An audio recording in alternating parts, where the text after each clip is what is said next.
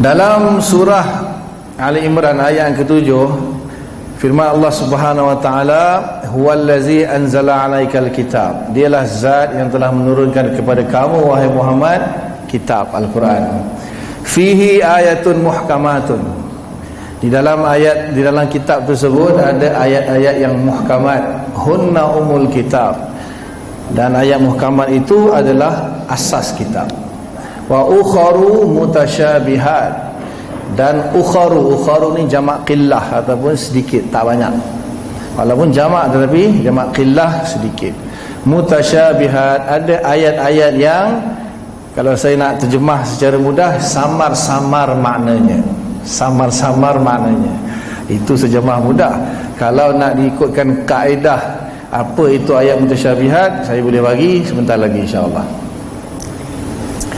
Jadi Allah sendiri mengatakan bahawa ada ayat muhkamat, ada ayat mutasyabihat. Ada ayat yang jelas maknanya dan ada ayat yang samar-samar maknanya.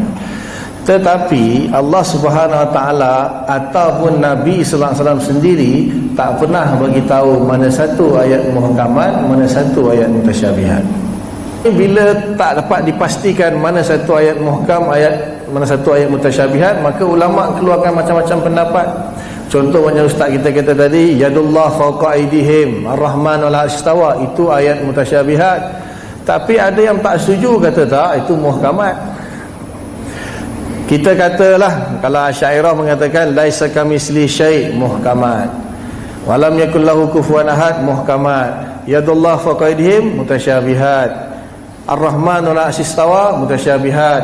Wa huwa ma'akum aina ma kuntum, mutasyabihat. Ada yang kata terbalik, yadullah faqadihim muhkamat, laisa kamitslihi syai', mutasyabihat. So macam mana kita nak selesaikan masalah ni? Jadi itu furu' akidah, cabang akidah. Ada orang yang memilih kata yadullah faqadihim muhkamat, maksudnya Allah ada tangan. Cuma bezanya tangan Allah tak sama dengan tangan kita. Dia kata macam tu.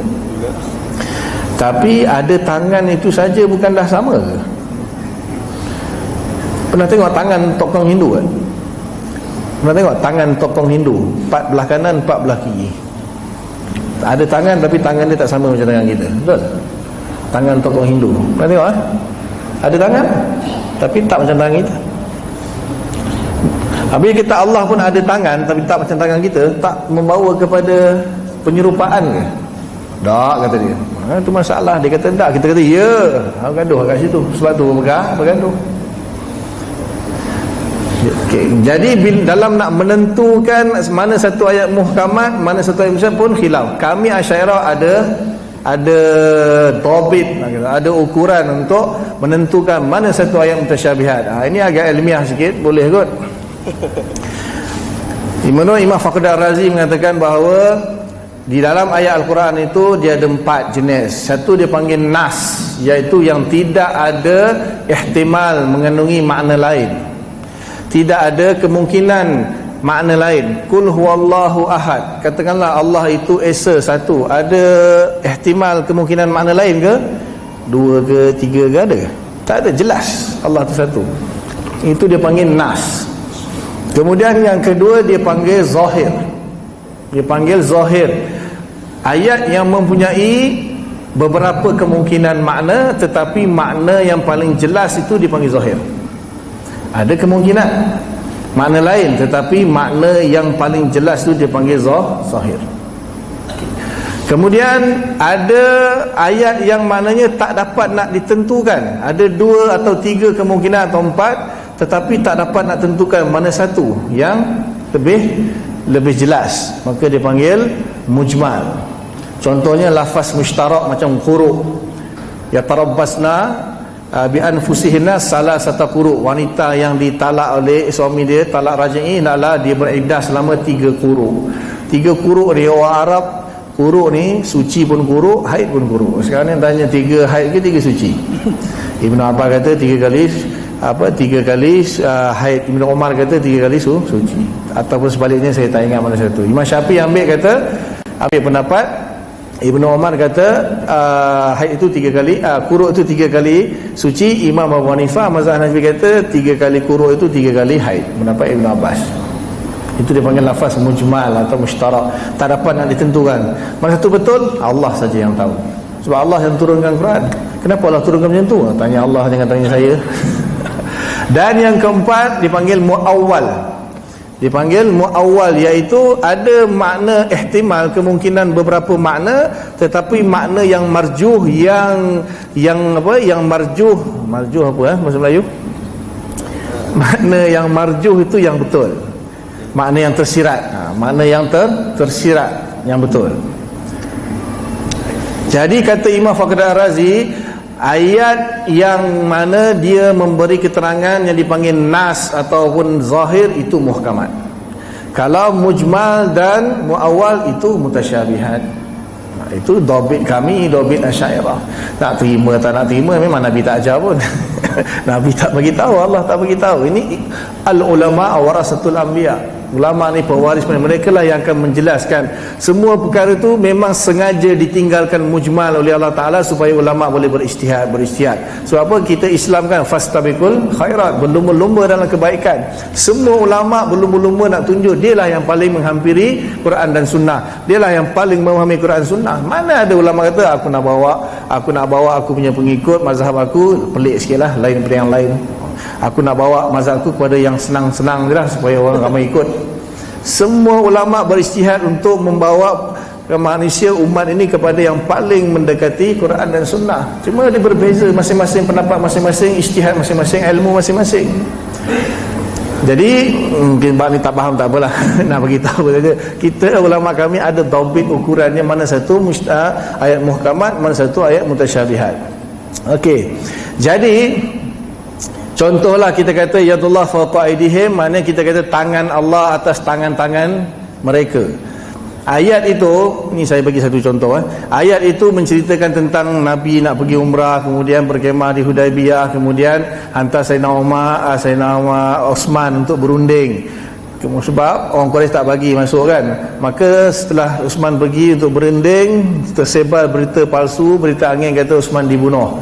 Maka Nabi pun berbaiat dengan sahabat-sahabat untuk menuntut bela atas kematian Sayyidina Osman. Sebab utusan tidak boleh dibunuh. Itu memang orang Arab disepakkan. Tapi berita angin dia tersebar. Akhirnya Nabi pun berbaiat. Nabi letak tangan, sahabat pun letak tangan. Nabi wakilkan tangan lagi sini, tangan Osman.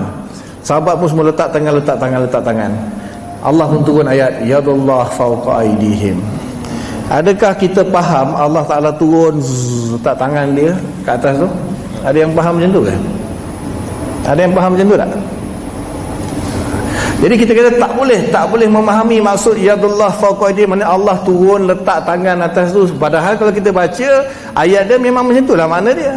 Yadullah fawqa aydihim, tangan Allah atas tangan-tangan Nabi dan sahabat. Tapi tak ada seorang pun yang memahami bahawa Allah turun.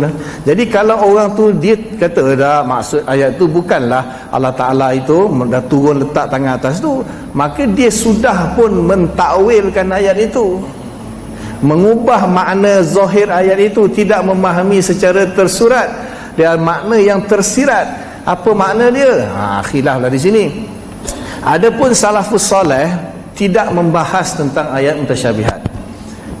Sebab apa? Ada ancaman di situ, sambungan daripada ayat tadi kan, wa ammal ladzina fi qulubihim zaighun fayattabi'una ma tasyabaha minhu. Orang-orang yang dalam hati dia ada tergelinciran atau ada kesesatan, maka mereka mengikuti ayat-ayat mutasyabihat. Sebab tu bila salafus soleh baca ayat ni, tak apa, ayat tu mutasyabihat, tak perlu bahas. Sebab apa? Nabi pun tak pernah bahas. Sahabat tanya, ya Rasulullah, Allah turun letak tangan ke? Ayat tu cerita. Sahabat pun tak tanya, tak dibahaskan maksudnya. Jadi pendekatan salah, mereka mengambil pendekatan tidak mahu membahaskan ayat mutasyabihat. Okey.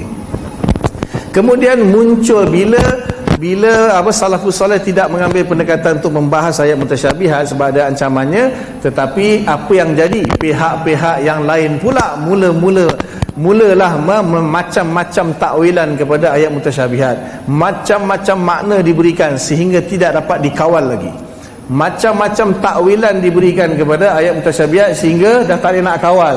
Takkan ulama duduk diam, biarlah dia orang, lantaklah dia orang, kita ikut salaf sudahlah, tak payah takwil. Takwilan-takwilan yang salah yang membawa kepada menjisimkan Allah, menyerupakan Allah dengan makhluk, macam-macam berleluasa dalam dunia Islam. Habis ulama nak diam?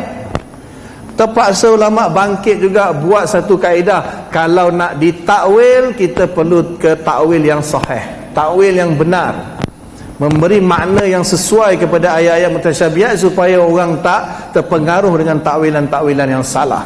Maka ulama khalaf pun mulalah mentakwilkan ayat-ayat mutasyabihat untuk menyelamatkan keadaan pada masa itu. Sebab dah terlalu berleluasa semua takwil ikut suka hati. Terpaksa bangkit untuk bagi takwilan yang sahih, walaupun memang salafus soleh tak takwil, kita pun tak nak takwil. Tapi dah orang semua macam-macam kelompok firqah 72 tadi semuanya takwil yang bukan-bukan. Tapi ulama nak diam? Ulama terpaksa bangkit, tak apa, nak takwil kita boleh takwil ikut kaedah bahasa, ikut kaedah, ada qarinah dia, ada dalil dia, bukan main takwil ikut suka hati. Itu pun secara zanni, bukan qat'i, maksudnya bukan pasti 100%. Kemungkinan makna ni lebih sesuai, iaitu yadullah faqadihim, pertolongan Allah kepada Nabi dan sahabat. Allah akan membantu Nabi dan sahabat. Takwil macam orang putih kan, kita please give me your hand. You want my hand lah, I take knife lah, I cut, give to you lah, my hand, no problem. Ada orang faham macam tu ke? Ada orang kawan kita Mak Saleh kan, please give me your hand. Apa maksud dia? Minta tolong, betul? Please give me your hand. Okay, I give you my hand, I take knife and I cut, I give to you lah, no problem, you are my best friend. Betul ke? Salah faham betul. Makna give me your hand tu maknanya tolong. Jadi yadullah faqaidihim, pertolongan Allah. Itu pun kita kata takwilan yang zanni, sesuai dengan makna. Kalau nak ditakwil, kalau tak takwil lebih baik ikut salafus soleh. Tapi zaman telah menunjukkan bahawa takwil lebih penting. Kalau tak takwil jadi sesat semua umat. Memang salafus soleh kata yadul abai walahu yadun bila kaif. Allah Ta'ala itu ada tangan tapi tanpa kaifiat. Faham? Faham tak? Allah ada tangan tapi tanpa kaifiat. Ataupun walahu yadun laisa ka'idina, Allah ada tangan tapi tangan Allah tak macam tangan kita. Faham? Faham tak? Allah ada tangan tapi tangan Allah tak macam tangan kita. Faham? Bila orang tak faham, takkan kita nak bawa akidah kepada benda-benda yang orang yang tak faham. Akhirnya oh mungkin tangan Allah 8 kot, mungkin tangan Allah 1000 kot, mungkin tangan Allah buat benda besi kot. Ada tangan tapi tak macam tangan kita. Macam-macam pahaman dia akan fikir ada tangan. Jadi kita kata jangan kalau betul nak jadi salafus soleh, jangan bahas langsung. Sebab salafus soleh langsung tak bahas bab ni.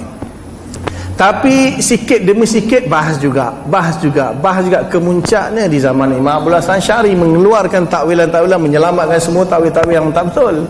Baca sejarah. Memang Imam Ahmad bin Hanbal pun berdiam.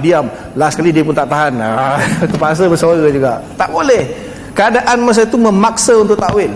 Kalau tak dibendung, akan takwil yang mengarut-ngarut. Habis Islam nanti.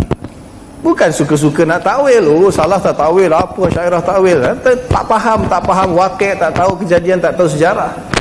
Kita pun tak nak takwil dalam mutasyabihat. Itu yang sebenarnya sunnah salaf. Tapi keadaan memaksa ulama kita mentakwil supaya manusia menyelamatkan akidah manusia.